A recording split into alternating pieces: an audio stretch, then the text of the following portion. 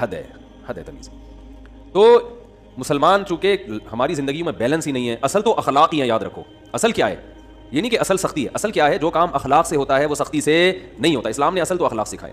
آپ صلی اللہ علیہ وسلم نے فرمایا قیامت کے دن میرے سب سے قریب وہ ہوگا احسنہم اخلاقا, جس کے اخلاق سب سے اچھے ہوں گے. گالیاں ٹھڈے یہ کوئی تہذیب نہیں ہے.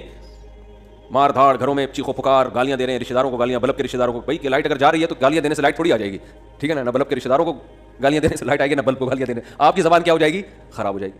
تو اصل تو اخلاق ہی ہیں. حضرت انس بن مالک رضی اللہ تعالیٰ عنہ نے 10 سال نبی کی خدمت کی, بچے تھے. فرماتے ہیں ایک دفعہ بھی ایسا نہیں ہوا کہ میں نے کوئی کام نہیں کیا اور آپ نے یہ پوچھا کیوں نہیں کیا, اور میں نے کوئی کام نہیں کرنا تھا اور کر دیا تو آپ نے یہ پوچھا کہ کیوں کیا. بس جتنا کام کر دیا ٹھیک ہے, نہیں کیا تو بھی ٹھیک ہے. نبی صلی اللہ علیہ وسلم نے حضرت انس بن مالک کو ایک دفعہ کسی کام سے بھیجا. وہ بچے تھے, بجائے کام کرنے کے بچوں میں کھیلنے لگے جا کے. تو آپ صلی اللہ علیہ وسلم گئے, دیکھا بھائی کہاں ہیں, تو دیکھا وہ تو کھیل رہے ہیں. تو آپ صلی اللہ علیہ وسلم حضرت انس بن مالک کے پیچھے جا کے کھڑے ہو گئے. حضرت انس نے پیچھے مڑ کے دیکھا تو آپ صلی اللہ علیہ وسلم کھڑے ہوئے مسکرا رہے ہیں, کچھ بھی نہیں کہا. سمجھ رہے ہیں وجہ کیا ہے؟ بھائی یہ تو اپنی ان کی والدہ نے گفٹ دیا ہے نا خدمت کے لیے, تو اپنی مرضی سے خدمت کر رہے ہیں, اس میں سختی کیسی؟ ٹھیک ہے خدمت کر دی تو بھی. اور بچوں کے ساتھ تو ویسے بھی شریعت میں سختی نہیں ہے, بچوں کے ساتھ تو بہت نرمی ہے. میں تو وہ جو ٹھڈے مارنے کی بات کروں تو 30-35 سال کے تھے نا جو پڑے ہوئے ہیں. تو آپ صلی اللہ علیہ وسلم کے ہمیں سیرت میں سختی بھی ملتی ہے اور نرمی بھی. رحمت للعالمین. ایک ایتھیس نے اعتراض کیا یہ رحمت للعالمین ہے اور جناب گردنیں اڑانے کا حکم بھی دے رہے ہیں, یہ کیسے رحمت للعالمین ہے؟ بھائی رحمت للعالمین کا یہ مفہوم کہ کسی کو کچھ بھی نہ کہیں, یہ رحمت نہیں ہے, یہ انسانیت کے لیے زحمت بن جائے گی یہ عادت. تو کیونکہ اس صفت کو فالو کرنا ممکن نہیں ہے. رحمت کا معنی ہر لحاظ سے جامع شخصیت ہیں آپ صلی اللہ علیہ وسلم. مشہور واقعہ آپ کئی بار سنا چکا ہوں, دوبارہ سنا کے بس پھر آگے بڑھتا ہوں. کہ ایک شخص نبی صلی اللہ علیہ وسلم کی جاسوسی کر رہا تھا, گرفتار ہو گیا. تو آپ نے حکم دیا اس کی گردن اڑائی جائے. اب دیکھو گردن اڑانے کا حکم دینا بظاہر یہ رحمت کے خلاف ہے نا. ہم ہوتے ہیں, ہم کہتے ہیں نہیں بھائی گردن کیوں اڑائی جائے, اسلام تو بہت وسیع مذہب ہے, ٹھیک ہے نا, اللہ بہت غفور رحیم ہے. آپ صلی اللہ علیہ وسلم نے حکم کیا دیا گردن, کیونکہ نہیں اڑائی تو یہ اپنے ساتھیوں کے ساتھ ناانصافی ہوگی. کل دوبارہ جاسوسی کرے گا. ہمارے ساتھ پہلے اپنے لوگ ہیں, لیکن اس نے اپنی 6 بیٹیوں کا واسطہ دیا کہ میری 6 بیٹیاں ہیں, میں 6 بیٹیوں کا باپ ہوں, آئندہ نہیں کروں گا. آپ صلی اللہ علیہ وسلم کو اس پہ ترس آیا اور آپ نے اس کو چھوڑنے کا حکم دے دیا. دوبارہ گرفتار ہو گیا, دوبارہ کمبخت جاسوسی کر رہا تھا. پھر اس نے اپنی 6 بیٹیوں کا واسطہ دیا, مجھے نہ مارے میری 6 بیٹیاں ہیں. تو آپ نے کیا فرمایا؟ لا یلدغ المؤمن من جحر مرتين, مسلمان ایک سوراخ سے 2 دفعہ نہیں ڈسا جاتا. حکم دیا اس کو مار دو, اس لیے کہ اس کی بیٹیوں کا خیال کریں یا اپنے ساتھیوں کا خیال کریں. کیسا بیلنس اس میں. اصل بتا دیا کہ اصل رحمت ہے. ایک روایت میں آتا ہے تخلقوا باخلاق اللہ, اللہ کی صفات اختیار کرو. اللہ کی صفت کیا ہے؟ جود و سخاوت ہے اس میں. اللہ کیا ہے؟ غیرت والا ہے. تو ہمیں بھی اپنے اندر کیا پیدا کرنی ہے؟ غیرت. تو اللہ کی صفت یہ ہے کہ قرآن حدیث میں آتا ہے کہ جب اللہ نے اس کائنات کو بنایا تو آئندہ کن اصولوں پہ یہ کائنات چلے گی وہ اصول اللہ نے پہلے لکھ دیے. جب کوئی ملک وجود میں آتا ہے تو آئین پہلے بنتا ہے نا. کیا ہو گیا بھائی جان؟ آئین پہلے بنتا ہے, اس کے بعد اس آئین کے تحت قانون وضع ہوتے ہیں. تو اللہ نے سب سے پہلے جو چیز پیدا کی وہ قلم. حدیث میں ہمیں سمجھانے کے لیے مثالیں دی گئی ہیں. اول ما خلق اللہ القلم, سب سے پہلی چیز جو اللہ نے پیدا کی وہ کیا ہے؟ قلم. کائنات کو بنانے کے بعد, تاکہ جو کائنات جن اصولوں پہ چلے گی نا وہ اصول وہ آئین پہلے سے طے ہو جائیں کہ اس آئین کے تحت چلے گی. اور اللہ نے سب سے پہلی چیز قلم بنا کے اسے حکم دیا لکھ. ٹھیک ہے نا, کیا حکم دیا؟ بولو نا, لکھ. تو پہلا اصول لکھا سبقت رحمتی علی غضبی, میری رحمت میرے غصے پر غالب رہے گی. کیا پیاری بات اللہ نے ہم لوگوں کے لیے لکھ دی, جس کی وجہ سے آج ہم بچے ہوئے ہیں. یعنی جہاں غصے اور رحمت میں ٹکراؤ ہوگا تو رحمت کیا ہوگی؟ رحمت کا گراف ہمیشہ اوپر رہے گا.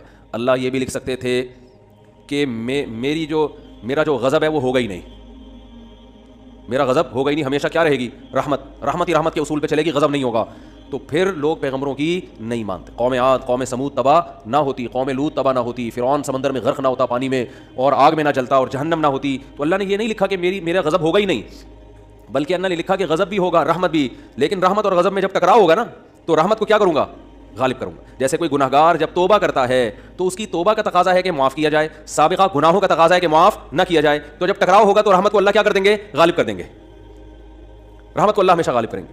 تو یہی نبی صلی اللہ علیہ وسلم کی بھی صفت کہ جب رحمت اور غضب میں ٹکراؤ ہوتا تو آپ صلی اللہ علیہ وسلم کی صفت رحمت کیا ہوتی؟ ہمیشہ غالب ہوتی. اس کی بہت ساری مثالیں ہیں. مشرکین مکہ نے کتنا ستایا, جب مکہ فتح ہوا تو آپ نے فرمایا لا تثریب علیکم اليوم, سب کو معاف کر دیا. ضرورت نہیں ہے تلوار چلانے کی. بھائی اب ان کو قتل کر کے کیا ملے گا ہمیں؟ ضرورت نہیں ہے. جو اللہ نے ہمیں غلبہ دینا تھا وہ دے دیا ہے. تو نہیں تلوار چلائی آپ صلی اللہ علیہ وسلم نے, بلکہ مشرکین کے جو سردار تھے ان کو الگ سے عزت دی آپ صلی اللہ علیہ وسلم نے. لیکن جہاں یہ جو جاسوس پکڑا گیا تو اس میں بھی معافی مانگی, 6 بیٹیوں کا حوالہ دیا. جب 6 بیٹیوں کا حوالہ دیا تو بیٹیاں ہونا اس کی علامت ہے کہ باپ پہ کیا کیا جائے, رحم. بیٹیوں کا کون پوچھے گا بعد میں. جاسوس ہونا اس کا تقاضا کرتا ہے کہ گردن اڑائی جائے. تو یہاں بھی رحمت اور غضب کیا ہو رہے ہیں, بولو بھائی, ٹکرا رہے ہیں. اس لیے آپ صلی اللہ علیہ وسلم نے کیا حکم دیا, چھوڑ دو. بیٹیوں کا واسطہ دے رہا ہے. دوبارہ جب پکڑا گیا ہے تو اب بھی اگر چھوڑنے کا حکم دے دیا جاتا تو اس کا مطلب صفت غضب ہے ہی نہیں. اور یہ بہت خطرناک چیز ہے کہ آپ کے اندر غضب کی اور انتقام کی صفت ہی ختم ہو جائے, انتقام لیس ہو جائے. اس کا مطلب آپ قوم کے لیڈر نہیں بن سکتے, آپ قوم کو گائیڈ نہیں کر سکتے, آپ قوم خود بھی ڈوبو گے, قوم کو بھی ڈبو دو گے, آپ برباد ہو جاؤ گے. تو میں یہ اتنی ڈیٹیل میں اس لیے بیان کر رہا ہوں کہ یہی چیز ہمیں بھی اپنانے کی ضرورت ہے. اصل پیار ہے, اصل محبت ہے, اصل رحمت ہے, اس کو غالب رکھنا ہے ہمیشہ. لیکن انتقام لیس بولو نہیں بن جانا, غضب لیس بولتے کیوں نہیں, کیا ہو گیا, نہیں بننا ہے. ایسا نہیں ہو جانا کہ اتنے میٹھے کے جو بھی چائے نکل لے کھا کے. تو یہ جو علماء پہ لوگ اعتراض کرتے ہیں وہ یوں نہیں کیا تو ان کو غصہ کیوں آ گیا, کھڑے کھڑے سنا کیوں دی, یہ تو بھائی آدمی ہے, روٹی کھائیں گے تو غصہ آئے گا. اور اگر اتنے میٹھے کے جو بھی جو مرضی کرتا رہے غصہ ہی نہ آئے تو ایسا نہیں ہوتا. پیغمبروں کو نہیں غصہ آیا. حضرت موسیٰ علیہ السلام کلیم اللہ, ان کا جلال کیا تھا, مشہور تھا, کلیم اللہ تھے. کیسا جلال کے واقعات ہیں. حدیث میں آتا ہے کہ موت کا فرشتہ حضرت موسیٰ علیہ السلام کے پاس آیا انسانی شکل میں.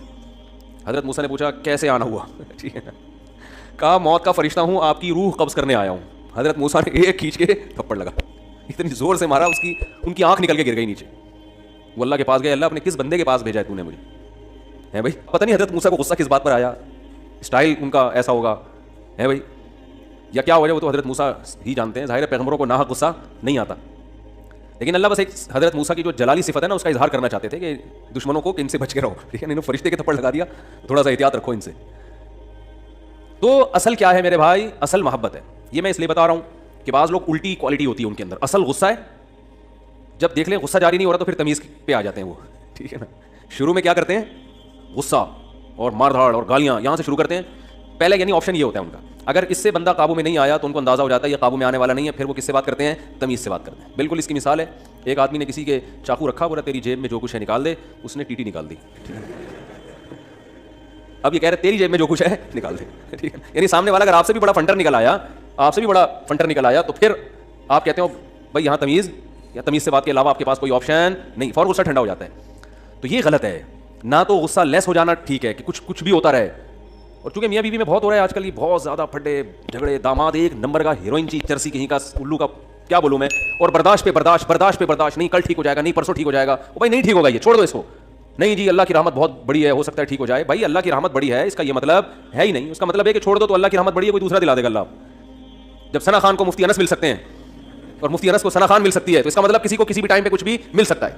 دو انتہائی ہے نا, ایک مولوی اور ایکٹریس کی آپس میں شادی ہو گئی تو اس کا مطلب کسی کی کسی بھی ٹائم پہ کسی پہ بھی شادی ہو سکتی ہے. رشتوں کی کمی مارکیٹ میں نہیں ہے.